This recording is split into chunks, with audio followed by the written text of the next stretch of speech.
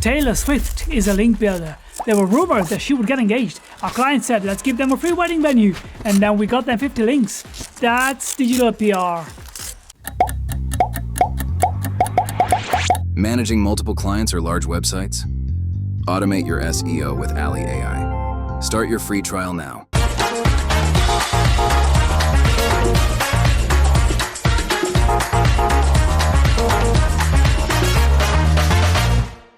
Wix Studio, one end-to-end web creation platform for your agency to deliver exceptional work with absolute efficiency.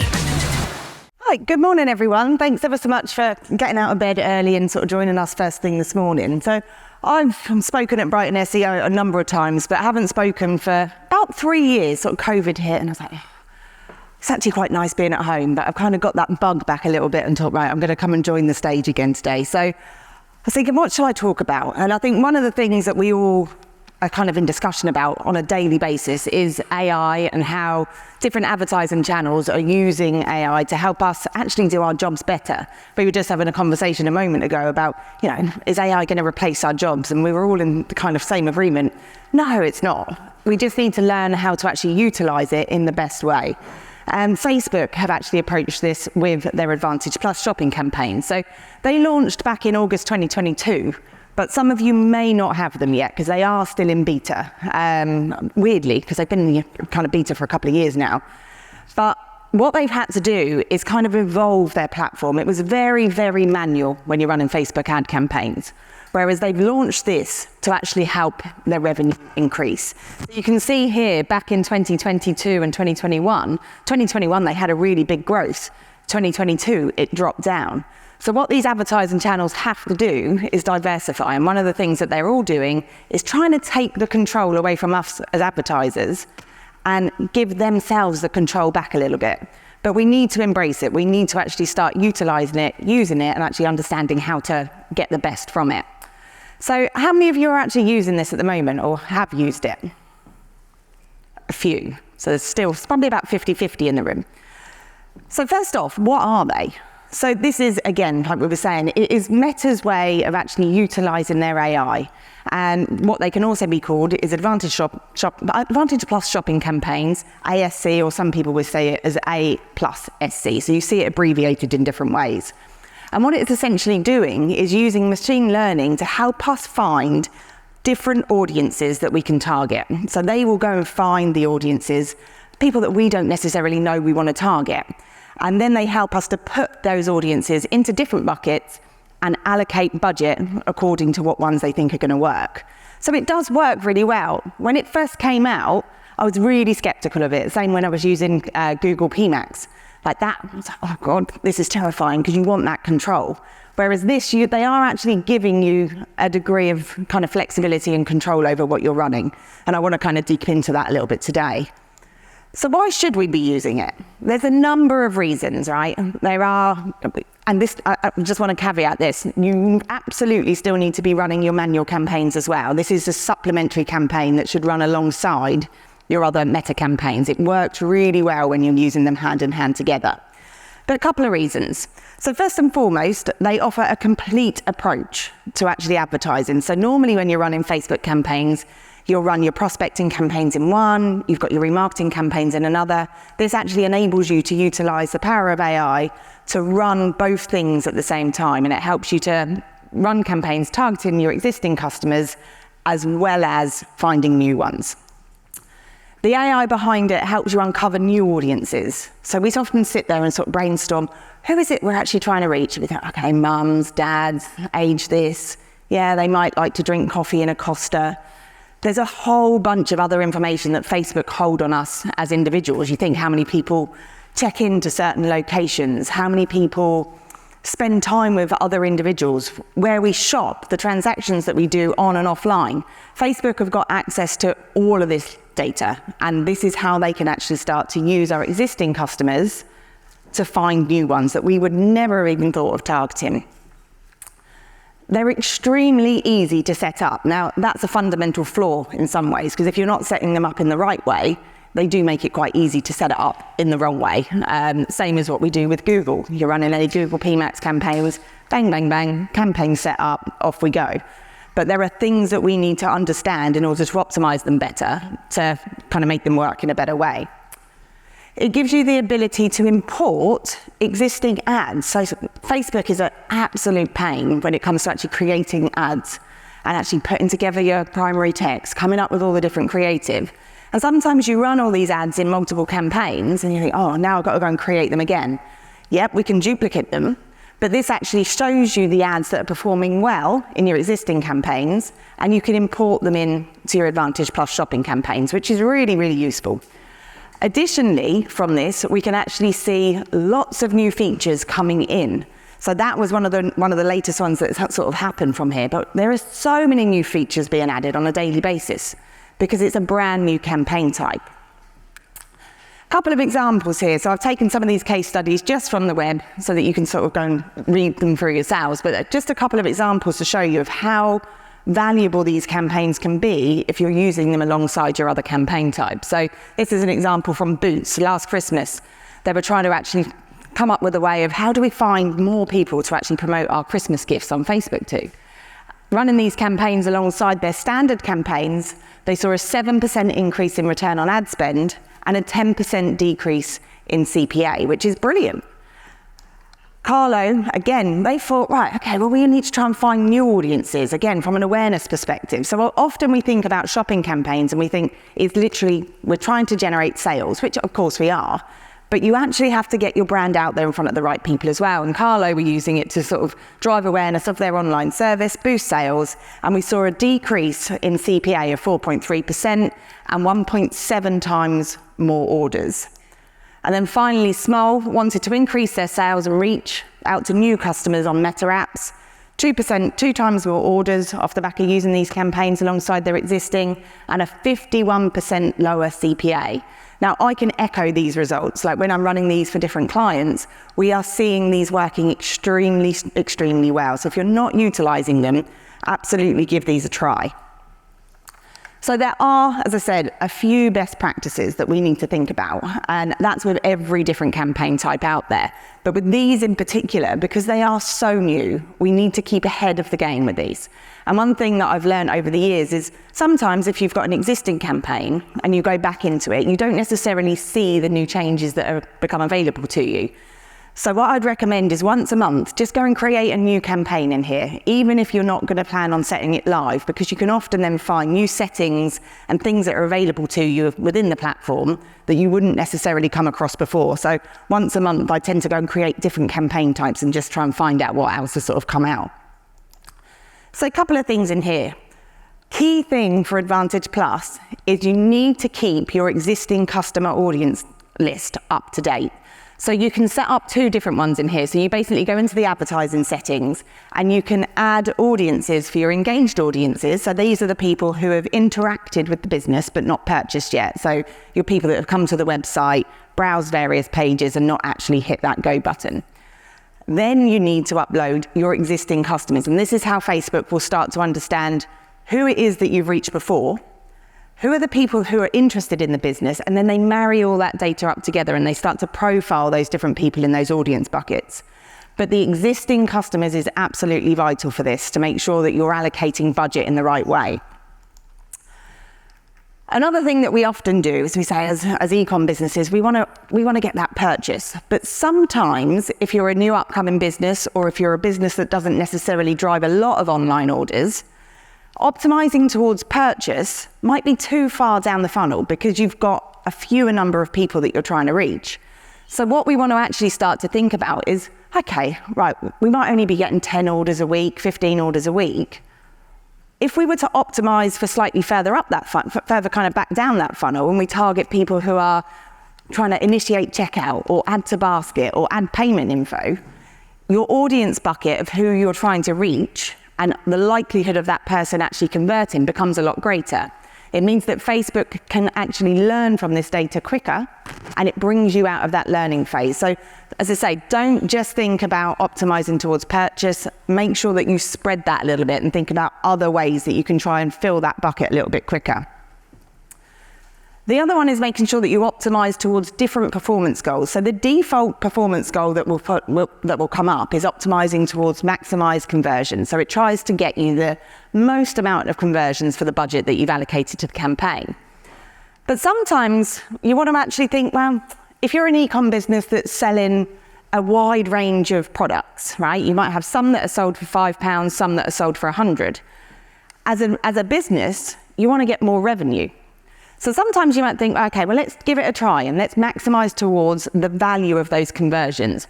It does then ask you, once you click on that, to set a target ROAS. You don't have to set one, but if you set a target ROAS, please be realistic. We can't sit here and say, right, we want to generate 3 times the amount of revenue when we know we don't normally do that.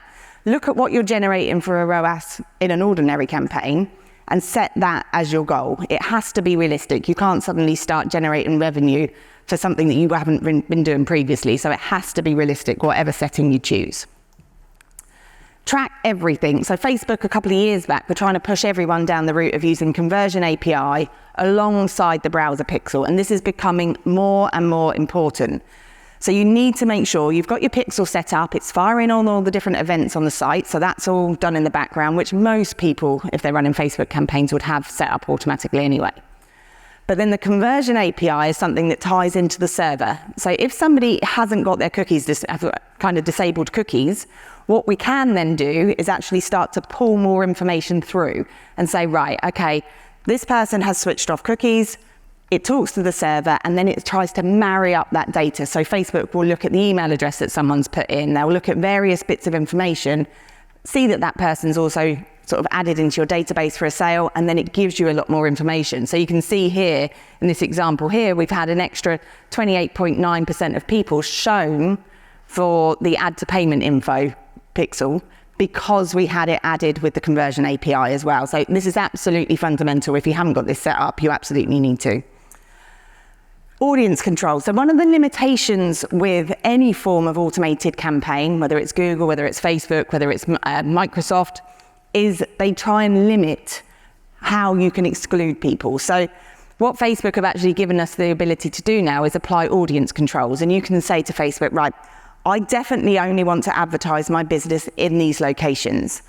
I want to restrict my products so that certain ages don't see them. So you can set limitations in here. If you are a big enough brand, you can use this feature here where it restricts advertising to your actual audiences. So you can say, right, okay, I don't want to actually show it to my employees. If you're a small business, that's not going to be possible. That has to be an audience that Facebook deems as large enough. So if you are that kind of larger business, you can utilize that feature as well. Placement. So this is another, I do wish they would put this in at campaign level. You can't exclude certain placements just for your Advantage Plus shopping campaigns. So if you know historically, when you're looking at your other performance of your kind of standard campaigns, that the audience network doesn't work well for you or Facebook Marketplace doesn't work well for you, you can't just exclude that in this one campaign. What they're now saying to you is if you don't want to show on Facebook Marketplace or you don't want to show here on the audience network, it has to be applied to every campaign within your Facebook account. So have a look at what the data's showing you for your existing campaigns. If it doesn't work in one, I would just exclude it as the account overall. If you are a business that is focusing on trying to generate new customers, but you still want to generate some revenue from existing customers, you can decide here whether you want to set an existing customer budget cap. And this goes back to where we were saying about uploading your existing customer database into the platform. What you can then come in here and say, right, okay, I do want to advertise to my existing customers, but I only want to allocate 20% of my daily spend to that particular audience. So then we know that 80% is going to be allocated to brand new customers. So you can set that cap in here, which is really, really valuable, because I was thinking, okay, these are working really well. Surely they must be showing to all my existing loyal customers and generating more revenue from them. But setting this cap just means that you have that kind of degree of flexibility to say whether this is a pure awareness campaign or whether we want to allocate more to generate our existing customers to kind of come back to us. It gives us the ability to add up to 150 different ad creatives in the campaign. And some people might think, oh God, that's a huge amount. which it is a massive number of ads, I wouldn't necessarily recommend that we're going to go and create 150 different variations of ads and apply it to this one campaign. If you've got a huge budget and you're going to get loads of traffic coming through from the campaign, 150 could work for you. But I'd say 9 times out of 10, a smaller number of ad creatives works better for you. So in this example here, you want to test different creative. So I've got carousel ads up there, I've got collection ads, I've got single image, I've got different products being shown. I've got somewhere I'm showing all products. I've got somewhere I'm just showing my outdoor products in this example. So think about the audience that you're trying to reach, number one, and how much budget you've got to allocate to that campaign. If you've got £10 a day, putting in 150 ads, the testing and the learning process that you're going to have to go through with this is going to take months and months and months, and it's never going to get out of learning. So you want to keep that number smaller. Another feature that Facebook added a good few years back, but so many people aren't necessarily using this. You don't see many people putting frames around their ads. But within the back end, within your catalog manager, you can actually upload a frame, and you can say, right, what could we put around our products to make them stand out? Because you look at Facebook and you look at Instagram and you're constantly seeing these types of ad formats. And sometimes we need to try and make them pack a punch a bit more. So what we can see here from the watch shop is they've actually put banners around them. So we've got a nice grey banner, we've got a sale banner, and you can decide what you want to put around there. I tend to use something called Canva to create these. Gives you a huge amount of flexibility. You don't need graphic designers or content creators to kind of come up with these. You can create these yourself. And then you just upload those as a frame. Again, makes the ads just stand out a little bit more than others. The other thing that is hidden, well, not hidden, but you need to know it's there, is the ability to add price overlays to your ads. So you can actually experiment with this. And I've tested this in so many different shapes, sizes, colors, and you think, right, well, which ones actually work best? And there is no right or wrong. So it's important to actually test, okay, I might want to put a gray rectangle in the left. I might want to put a blue triangle in the right-hand side of my ads. Test them, see what works better. You can place them in all different placements across these carousels. So you can have them in the top, you can have them in the bottom, different shapes, different sizes, and different colors. Test them. Key thing when you're running Facebook ads is to make sure that your naming convention of your ads is extremely descriptive, so that when you come back to those and think, okay, well, what is in that ad? The last thing you want to do is say, okay, that's a single image ad. Okay, I've got to open it up. Has it got a price in it? Label everything. So if I just go back to this slide here, you can see I've got carousel image, generic message, product set, Christmas tree, slideshow, new arrivals. I'm really descriptive in terms of what's in there so that I can actually then easily look and identify what's working and what's not. Keep an eye on other existing ads. As I was saying right back at the start, it gives us the ability to import ads from other campaigns that are working well. So if you keep coming in here every few days, Facebook will then tell you whether you've got any high performing ads in other campaigns that you can then import. And it is as simple as clicking import all ads. Those ads then appear. If you're like me, I'm extremely pedantic and picky about how my ad campaigns are laid out. If you do this, it adds the word copy at the end and it drives me mad. So if you are like me and you want them all to be nice and neat and uniformed, you just have to go back in and edit the name. Otherwise, everything says copy, copy, copy, which for me drives me mad. You want to also, as I was saying at the start, this gives you the ability to target existing customers as well as prospecting and finding new ones. And one really good thing about Facebook is it tells you how much budget is allocated to your new customers and how much is allocated to the existing and how those different audience buckets are actually performing for you. So if you come into your main Facebook interface where you've got your campaign level performance, and if you click into the segment your data, segment it by time, delivery, and then come down to audience type, it will split that out and it say how much you spent on existing, how much you spent on new, and there's always going to be a pool of unknown people that are kind of appearing in there. But you can then start to see, okay, yeah, I'm running these campaigns, I'm allocating 20% of my budget to existing customers. If they're performing really well for you, you should then look to potentially create a second campaign where you've got one that's targeting your existing customers and allocating a huge amount of budget to that. And then you've got the other one that is targeting prospecting. So you can split the two out. But they work very, very well when the two are kind of merged together. But you need to just keep an eye on what that data's showing you as well. So biggest takeaway from me is if you haven't started using these, please have a play around. You will get left behind. Like, I've got one example with a client that I'm working with that's running Google campaigns, and Performance Max has taken over the world, but we switched it off for 2 months to see what it would do. Like, are our shopping campaigns going to pick up? Yes, they showed. Yes, the results were okay, but the volume drops off a cliff. And this is what's going to happen with Facebook as well. You have to make sure you're utilising this campaign type alongside your standard shopping and dynamic remarketing campaigns as well.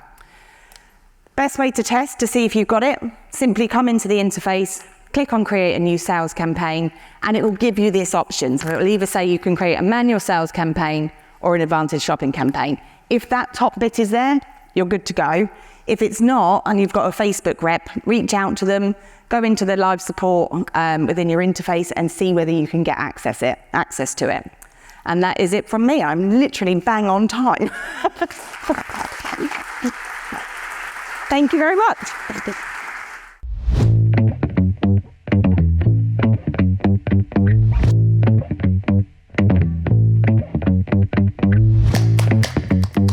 Monthly reporting making you want to shove sharp things up your nose? Try Dragon Metrics, the all-in-one SEO software with mind-blowing reporting tools.